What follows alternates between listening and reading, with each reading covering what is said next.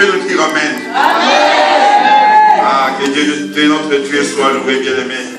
Il nous aime. Les touristes l'ont répété, ils l'ont dit. Dieu nous aime. Et notre Dieu a un plan merveilleux pour nous chaque jour. Quand nous dormons, quand nous sommes occupés, notre Dieu est là, il s'occupe de nous.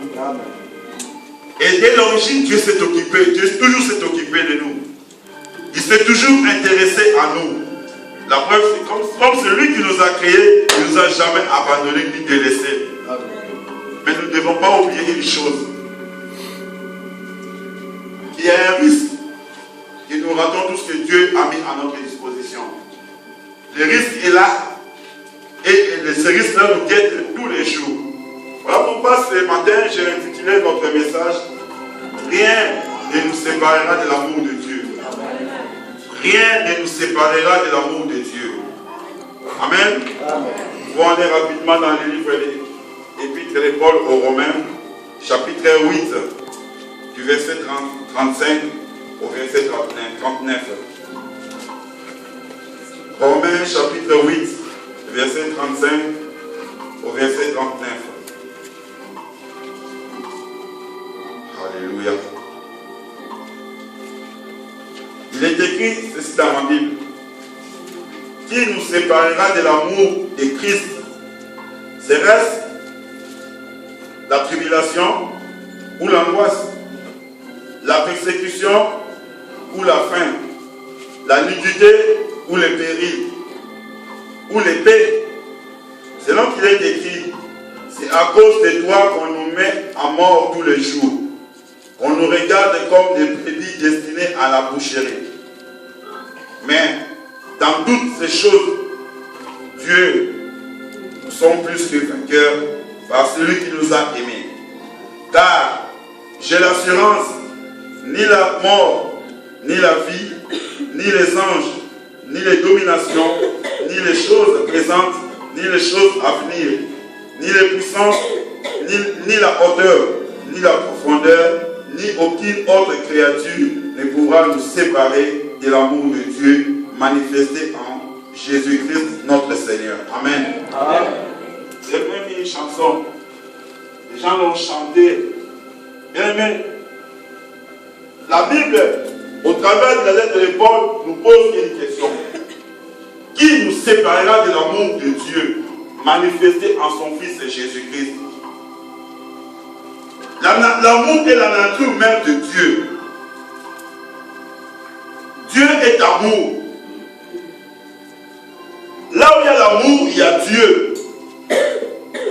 Et lui, dans son plan merveilleux, il a prévu beaucoup de choses pour nous, bien-aimés. Il a préparé un plan merveilleux pour nous.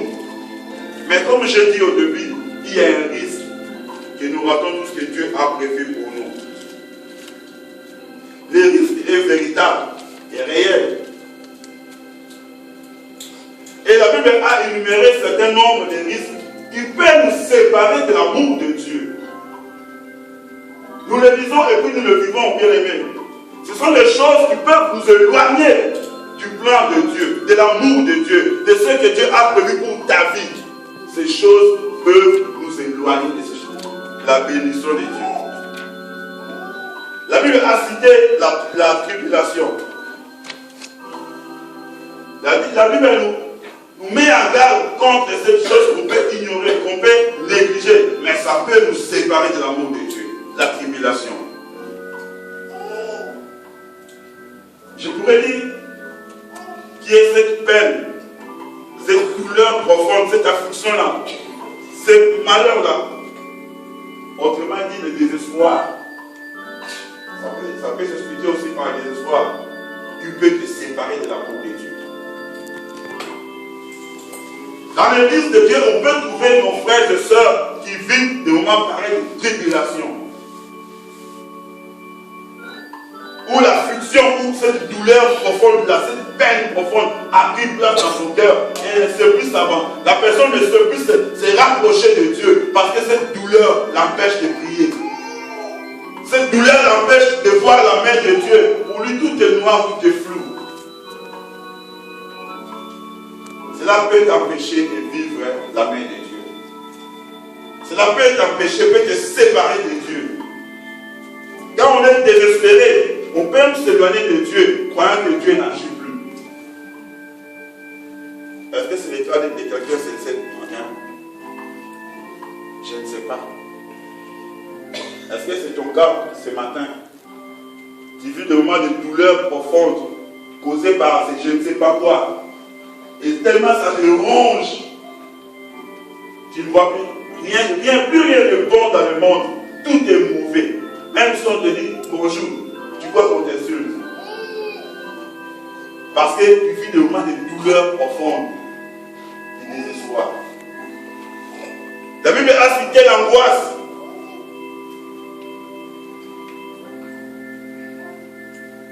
Dans les dictionnaires définis comme une inquiétude profonde accompagnée de malaise. Tu t'inquiètes. Tu te poses des questions pour ta vie. Et tellement cette inquiétude est tellement profonde, ancrée en nous. Même physiquement, quand on nous regarde, on sait qu'elle est malade, cette personne. Mais on ne trouve pas c'est quoi toute maladie. Je suis malade. Mais c'est quoi la maladie? Il n'y a pas de nom. Parce qu'en nous, au plus profond de nous, il y a l'inquiétude qui peut nous empêcher, qui peut nous séparer de l'amour de Dieu. Or, notre Dieu nous aime. Amen. Or, notre Dieu a prévu quelque chose de meilleur pour nous bien-aimés. Voilà pourquoi la Bible nous met en garde. Et la Bible pose la question: qui nous séparera de l'amour de Christ? La persécution, citée dans la Bible, peut aussi nous séparer de l'amour de Dieu. Tellement qu'on est persécuté, tellement qu'on est poursuivi injustement. Vous savez, la persécution, c'est quand quelqu'un vous maltraite injustement. Vous n'avez rien fait, mais on vous crée des problèmes. On vous cause des soucis. Et c'est là que vous posez des questions, mais c'est bizarre. Je n'ai rien fait. Mais pourquoi seulement moi? Pourquoi seulement moi? Pourquoi pas l'autre? Il se peut que toi et l'autre, vous avez fait la même chose. Lui n'est pas puni, ou elle n'est pas punie, mais toi tu es puni. Et tu subis les conséquences. Ça peut aussi te séparer de l'amour de Dieu. Si tu ne fais pas attention à ces choses, ça peut t'éloigner de Dieu et rater ce que Dieu a prévu pour nous. Voilà pourquoi la grande question que nous pouvons nous poser, et la Bible se pose: qui nous séparera de l'amour de Christ? Mais il y en a beaucoup. Si on commence à les citer, on resterait ici pendant des heures et des heures. Je peux citer la faim. Parce qu'on manque à manger. La nudité, parce qu'on manque de choses, on manque de moyens. Ah, je ne dirais pas à l'église aujourd'hui parce que j'ai déjà tout mis mes vêtements. Ils ont tout vu. Je veux un nouveau, mais et cela peut créer même des discussions à la maison. Non, toutes mes robes sont déjà vues à l'église. Il faut m'acheter une autre robe. Les frères qui sourient. Tous mes pantalons sont déjà vus à l'église. Je veux un autre pantalon. Les choses passagères peuvent nous faire rater le royaume des cieux. Il y en a beaucoup dans la Bible, bien aimé. Le monde peut nous faire rater. Tellement que nous aimons le monde et les choses du monde. Non, moi je ne peux pas rater ça. Moi je ne peux pas rater ça. Il y a une fête. J'ai vu des gens qui aiment les fêtes. Oh, tu n'as pas d'idée. Cette personne ne veut pas en train de parler. Nous, quand on grandissait, on l'appelait pour masquer. Hein, on disait lunettes. Quand tu entends parler de lunettes, c'est une fête. Pour les gens, il y a une lunette quelque part. Même j'ai vu des gens, il n'est pas invité, mais il s'habille. Je t'en qu'il ne voulait même pas entendre dire une fête. Il y a une fête par là, oui, je vais aller. Tu es invité. Non, c'est une Congolais. Mais est-ce qu'on t'a dit que si c'est une fête organisée par un Congolais, tu dois toujours aller parce que c'est un Congolais? Il va aller. Et il vient aussi devant à la porte. Mais c'est une invitation, il fait ça. Et quand tu le vois, tu ne crois pas qu'il n'est pas invité. Lui, il est invité. Non, il n'est pas invité. Mais parce que c'est une fête. Il aime tellement, il veut tellement le monde. Non, lui, il ne peut pas, elle là. Il ne veut pas voir les gens se chamailler. Il peut s'arrêter pour dire, pourquoi il se bat? Il doit tout savoir. Le contrôleur. Il veut tout contrôler. Cette attitude-là peut te séparer de l'amour de Dieu. Parce que le monde est ancré à la personne. Il n'y a pas que ça, bien aimé, il y a beaucoup de choses possibles. Il y a le découragement, l'indifférence. Vous savez, dans le livre d'Habakkuk, je vais essayer de lire ça. Habakkuk chapitre 1. Habakkuk chapitre 1. Habakkuk chapitre 1, verset 2 au verset 4. Il est écrit ici. Jusqu'à quand, ô Éternel, j'ai crié et tu n'écoutes pas. J'ai crié vers toi à la violence et tu ne secours pas. Pourquoi me fais-tu voir l'iniquité et contemples-tu l'injustice? Pourquoi l'oppression et la violence sont-elles devant moi? Il y a des querelles et la discorde s'élève. Ainsi la loi n'a-t-elle point de vie, la justice n'a-t-elle point de force, car le méchant triomphe du juste et on leur rend des jugements iniques.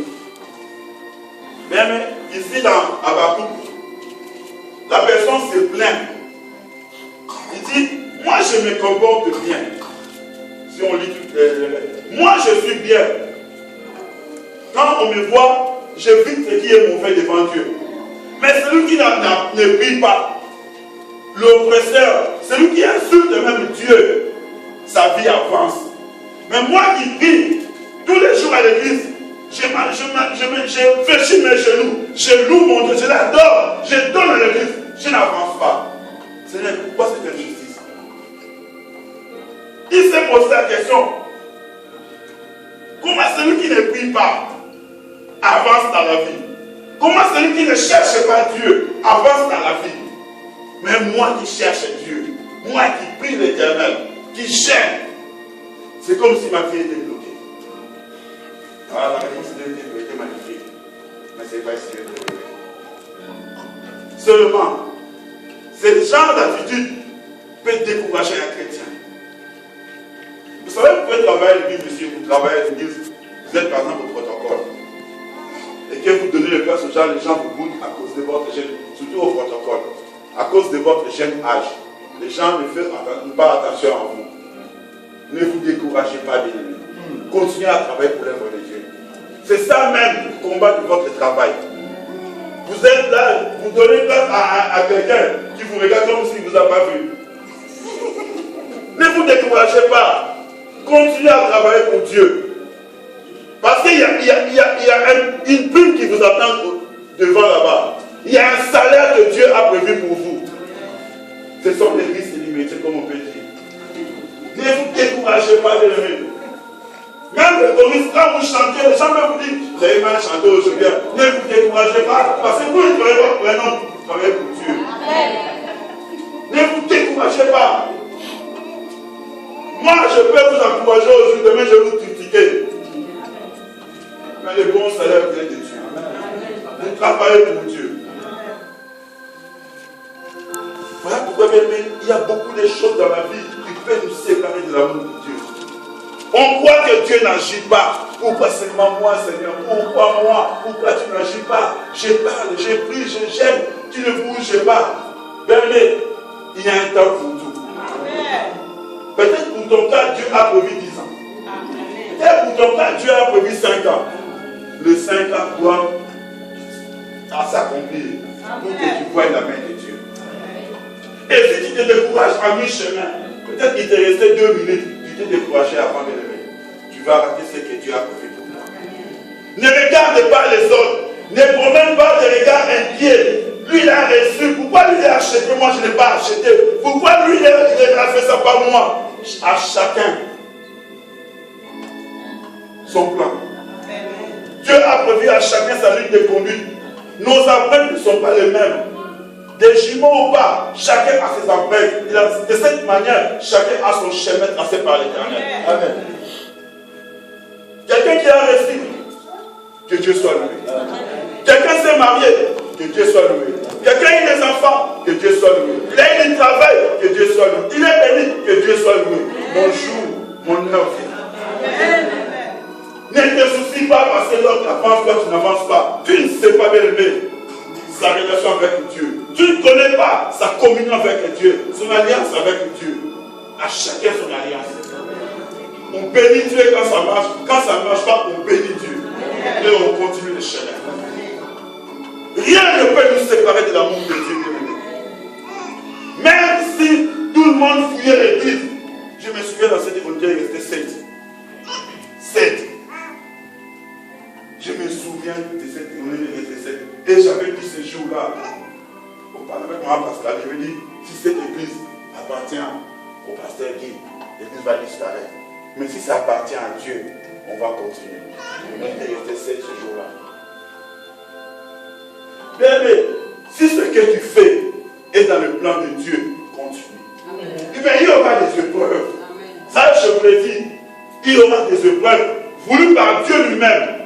Parce que si nous lisons les livres Ésaïe chapitre 45, verset 8, ou bien Amos chapitre 3, verset 6, ou bien Lamentation chapitre 3, verset 37 à 38. Là, il est écrit ceci. Le malheur peut nous arriver. Les choses graves peuvent nous arriver. Dieu peut permettre tout dans nos vies. Même la mort toucher un des membres de nos familles. Dieu permet tout. Même le malheur, Dieu peut permettre. Envoyer ce temps de preuve pour tester notre foi. David a perdu un enfant. Il a gêné, prié, mais l'enfant est mort. Ce jour-là, il s'est habillé. Il a mis le parfum. Il a dit, Dieu a donné, Dieu a récupéré. À lui la gloire. Il a continué. Rien ne peut nous séparer de l'amour de Dieu. Même si on nous propose des choses, même s'il y a, je ne sais pas, on peut nous proposer des millions, on peut tout faire bien aimé pour nous écarter de Dieu. Rester stable et droit. Car tout passera. Mais la parole de Dieu ne passera pas. Cette parole qui nous a créés ne passera pas. Bien, les gens peuvent venir semer des doutes dans ta vie.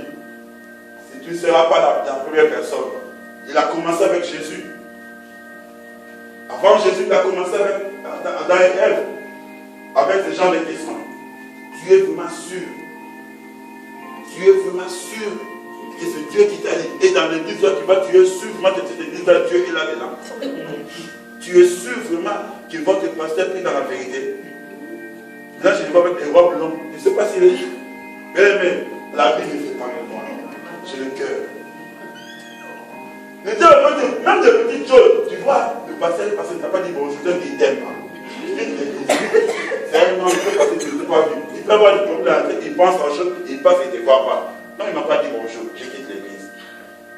Or, si tu as venu que ta bénédiction, c'est dans cette église, tu vas tourner en rond jusqu'à ce que tu vas revenir ici. Bien, mais je vous l'ai dit, rien ne peut nous séparer de l'amour de Dieu. Si ce que j'entends de Dieu, je ne l'ai pas aujourd'hui, je vais attendre. Je serai à mon poste. Jusqu'à ce que l'Éternel jettera ses regards sur moi. Et ce jour-là, j'aurai ce que j'ai auprès du Seigneur. Bien que rien ne nous sépare de l'amour de Dieu. Romains chapitre 8. Versets 28 à 34.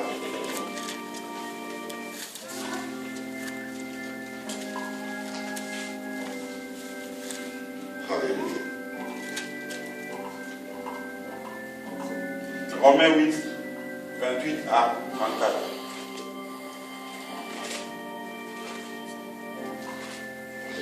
Je lis au nom de Jésus.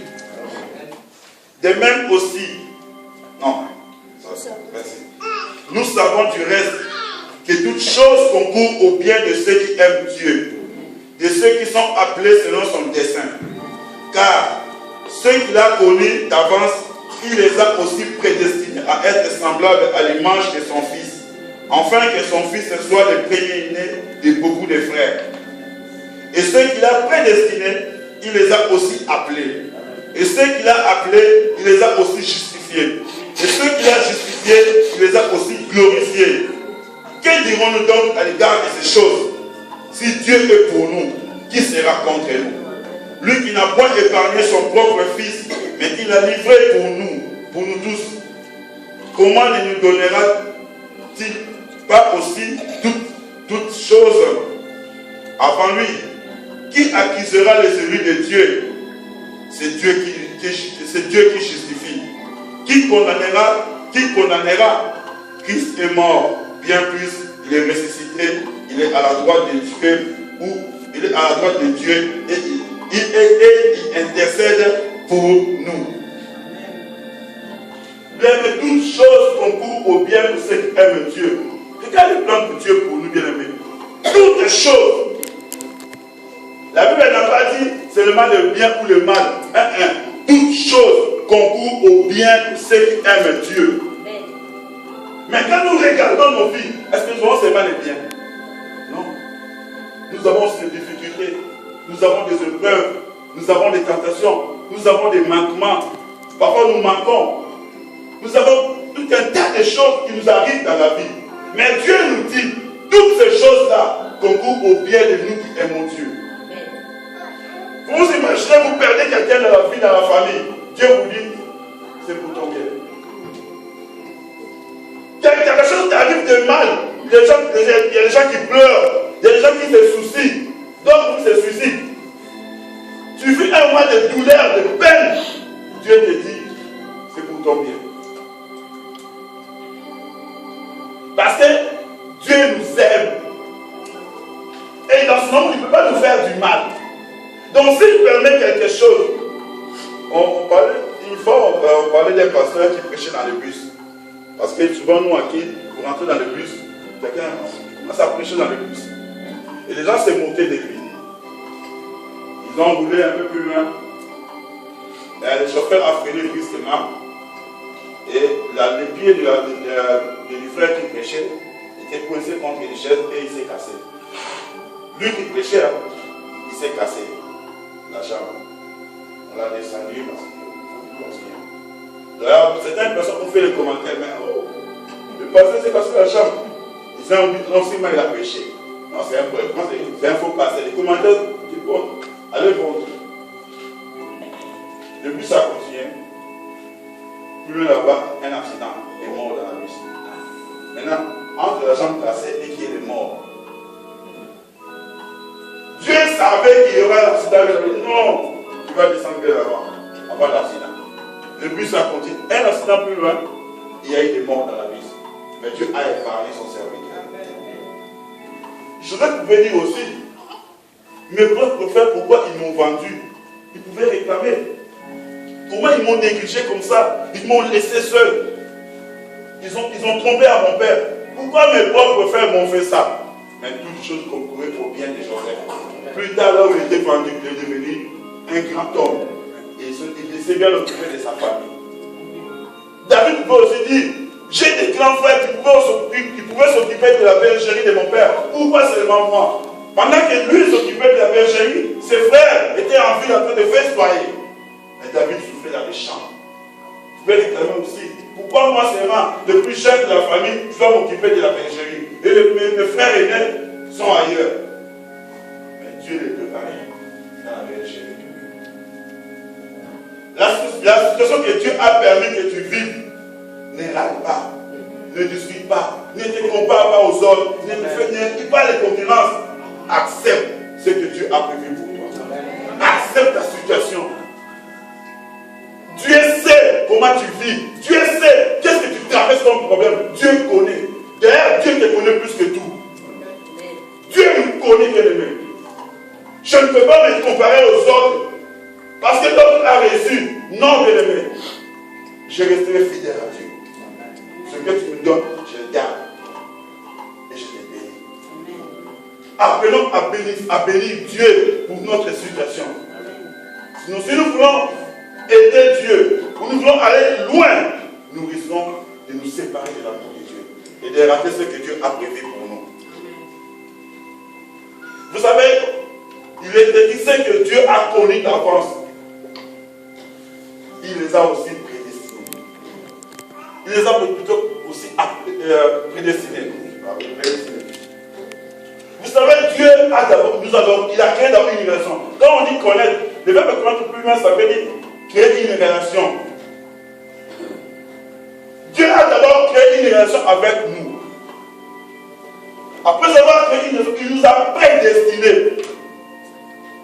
En théologie, quand vous dites que vous êtes prédestinés, vous êtes voués à l'équipe. Quand un théologien dit par exemple que vous êtes prédestinés, ça veut dire que vous êtes voués, préparés, prédisposés pour un avenir meilleur. Dieu a déjà préparé un avenir meilleur pour nous. Par exemple, il nous a prédestinés à un avenir glorieux. Ne regardez pas ce que tu vis aujourd'hui, bien aimé. Vois plutôt ce que Dieu a préparé pour toi. Si Étienne pouvait regarder ce qu'il avait vécu, pendant qu'il priait, les gens lui jetaient des pierres. Mais non, lui il regardait autre chose. Il voyait la gloire de Dieu. Il dit, oh, c'est là où je vais aller. Eh bien, c'est bien. Il continue à me jeter la pierre. Moi, je vais aller là-bas. Et quand Dieu a prévu ses pas, il a d'abord préparé là où nous serons avec lui. Et maintenant, il commence à nous appeler. Ne refuse pas l'appel de Dieu, bien-aimé. Si Dieu t'appelle pour une fonction, pour quelque chose, ne dis pas non. Si Dieu t'appelle dans son assemblée, ne résistez pas. Venons à l'église, bien-aimée, le lieu de la bénédiction. Le frère l'a dit la fois passée, quand nous quittons Canaan, nous allons.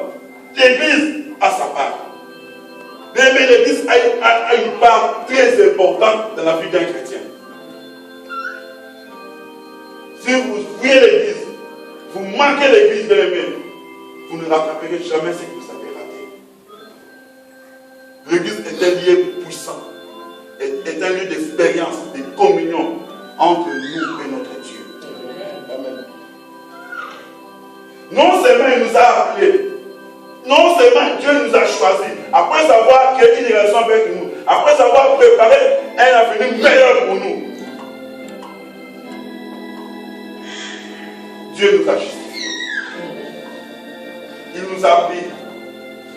Voilà pourquoi il nous a donné Jésus pour que nous puissions avoir le pardon du péché. Nous qui étions loin, il nous a fait grâce pour le pardon du péché. Tout ça pour nous préparer. Et après avoir justifié, nous serons glorifiés. Bien, mais nous serons glorifiés si nous tenons bon. Si nous résistons à l'ennemi, nous serons glorifiés. Vous savez, la gloire, c'est revenir à l'état chrétien. C'est revenir à notre état avant. C'est ça la gloire. Parce que Jésus a dit à son Père, glorifie-moi avec la gloire que j'avais auprès de toi. Je veux que tu me glorifies avec la gloire que j'avais auprès de toi. Et Dieu va nous glorifier si nous tenons bon. Si nous ne nous séparons pas de son amour, l'amour de son Fils Jésus-Christ. Vous savez, le pasteur a dit quelque chose ici. Il a dit, nous sommes des dieux. Là où je dis, oui, effectivement, bien aimé, notre étape première, parce que nous sommes des dieux. Ce n'est pas moi qui le dis, c'est la Bible. Jean 10, 34. Évangile de Jean, chapitre 10, verset 34.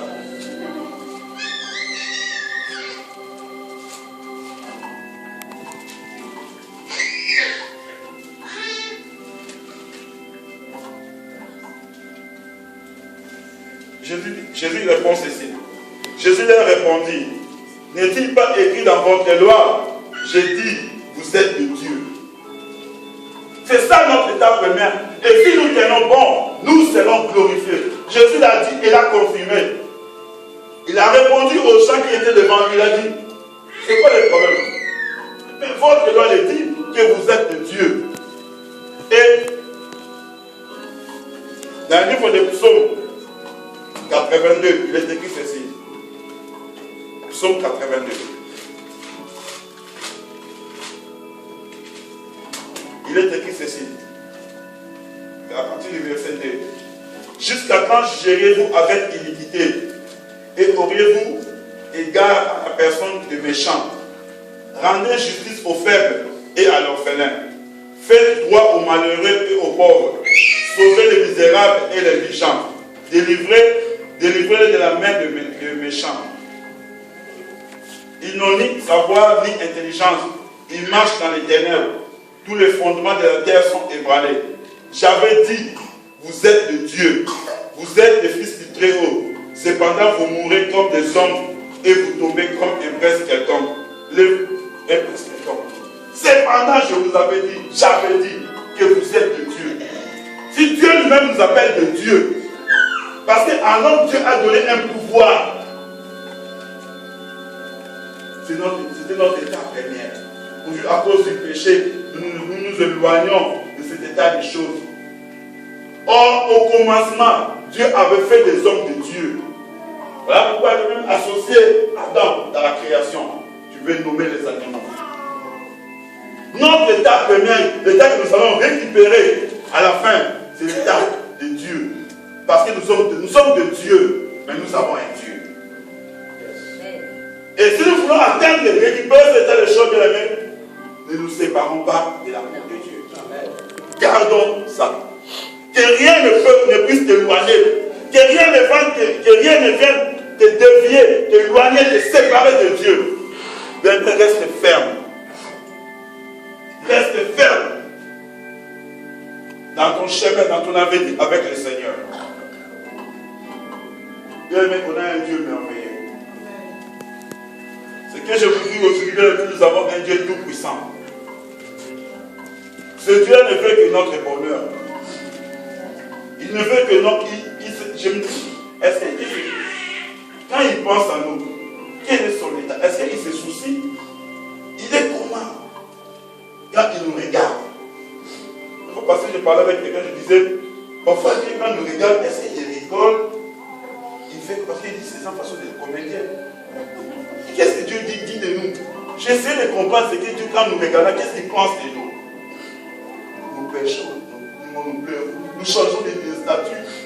Dieu nous met dans le et je pensais à ce qu'il quand il nous regarde, nous doit être Dieu qui va nous supporter. Parce que même les parents, parfois j'ai vu les parents fuir la maison parce qu'il y avait trop d'enfants. Ah non, les enfants, mais ils fuient la maison.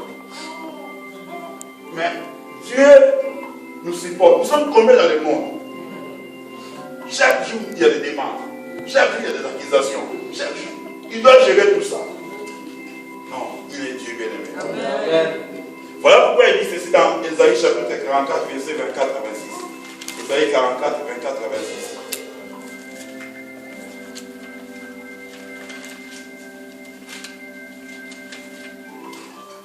Ésaïe 44, 24 à 26.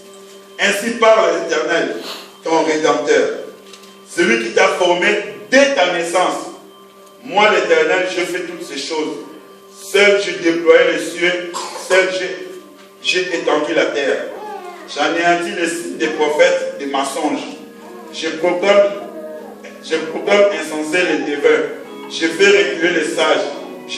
Et je tourne leur science en folie. Je confirme la parole de mon serviteur et j'annonce ce que prédisent mes envoyés. Je confirme la parole de mon serviteur et j'accomplis ce que prédisent mes envoyés. Bien, dans l'église, on nous dit tous les jours, l'église nous prêche tous les jours d'avoir la foi, de croire en Dieu, de nous attacher à Dieu, de nous rapprocher de Dieu. Ce ne sont pas des paroles en l'air. Parce que notre Dieu veille sur nous. Il a commencé à veiller sur nous dès notre naissance. Vous imaginez, le bébé qui est là, qui est né, qui n'est même pas connu, qui ne sait même pas que Dieu existe, mais Dieu veille sur lui. Combien de bébés sont nés le même jour que ces bébés-là et sont morts aujourd'hui? Mais Dieu veille sur lui. Combien de gens sont nés le même jour que nous aujourd'hui où nous parlons, leur vie? Je ne sais pas comment je peux qualifier leur vie aujourd'hui. Mais nous sommes à l'église en train d'écouter la voix de Dieu, la parole de Dieu. En train d'expérimenter les plans de Dieu pour nos vies. Bien-aimé, Dieu veille sur nous. Dès notre naissance, il était là pour nous. Il ne nous abandonne jamais, bien-aimé. Sa parole nous dit ceci. Je n'ai point parlé en cachette dans un lieu ténébreux de la terre. Je n'ai point dit à la postérité de Jacob, cherchez-moi vainement. Moi, l'Éternel, je dis ce qui est vrai. Je proclame ce qui est droit. Ésaïe 45, 19. Je n'ai pas parlé en cachette. Je n'ai pas dit aux gens, cherchez-moi en vain. Mais si Dieu te dit, cherche-moi. Mais cherche Dieu. Parce qu'il sait qu'il va faire quelque chose pour toi. Peu importe les épreuves que tu peux subir, que tu peux traverser sur le chemin de la recherche, sur le chemin de Dieu, Dieu restera à tes côtés. Peu importe ce qui peut nous arriver, bien-aimé. Peu importe la vie que nous menons aujourd'hui, si difficile soit-elle.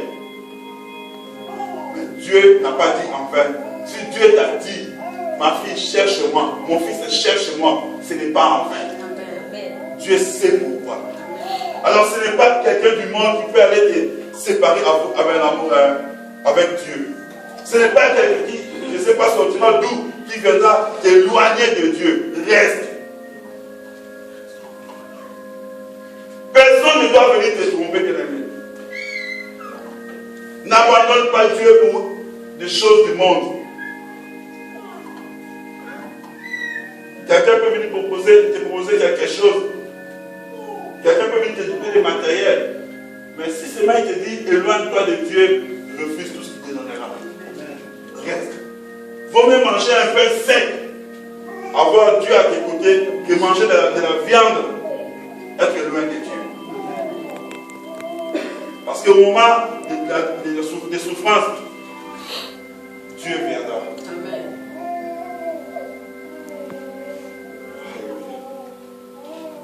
Quelqu'un peut nous dire Amen? Amen.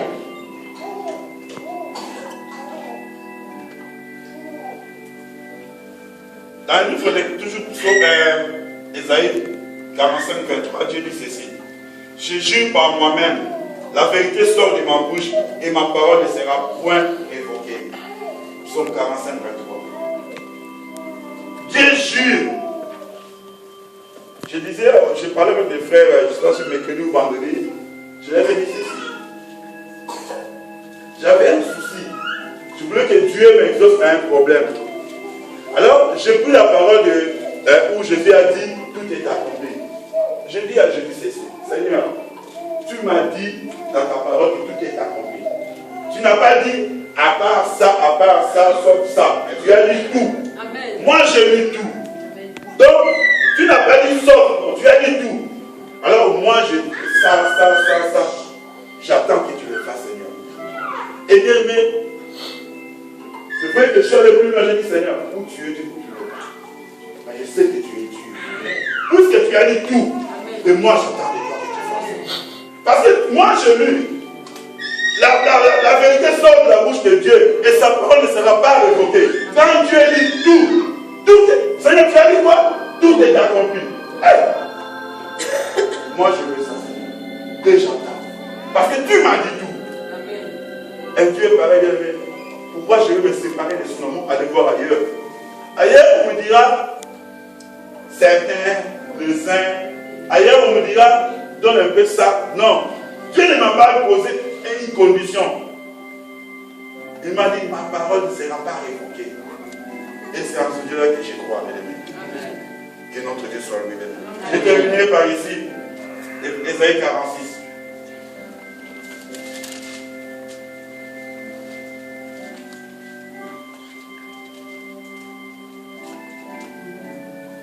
Verset 3. Verset 3, 4, 5. Écoutez-moi, maison de Jacob. Écoutez-moi, l'église de la colonne d'appui de la vérité. Vous tous, reste de la maison d'Israël. Reste l'Église, la première pluie de la vérité. Vous que j'ai pris à ma charge dès votre origine. Écoutez-moi la colonne et la pluie de la vérité. Vous que j'ai pris à ma charge dès votre origine et que j'ai porté dès votre naissance, jusqu'à votre vieillesse, je serai le même. Jusqu'à votre vieillesse, je vous soutiendrai. Amen. Et je l'ai fait, et je vais encore vous porter, vous soutenir et vous sauver. À qui me comparez-vous pour le faire mon égal? À qui ferez-vous ressembler pour que nous soyons semblables? Amen. Amen. Je vais répéter ça de nuit. Écoutez, peuple de Dieu, la colonne et la pluie de la vérité. Vous que j'ai pris à ma charge dès votre origine. Vous que j'ai porté dès votre naissance, jusqu'à la vieillesse, je serai le même. Jusqu'à votre vieillesse, je vous soutiendrai. Je l'ai fait et je vais encore vous porter.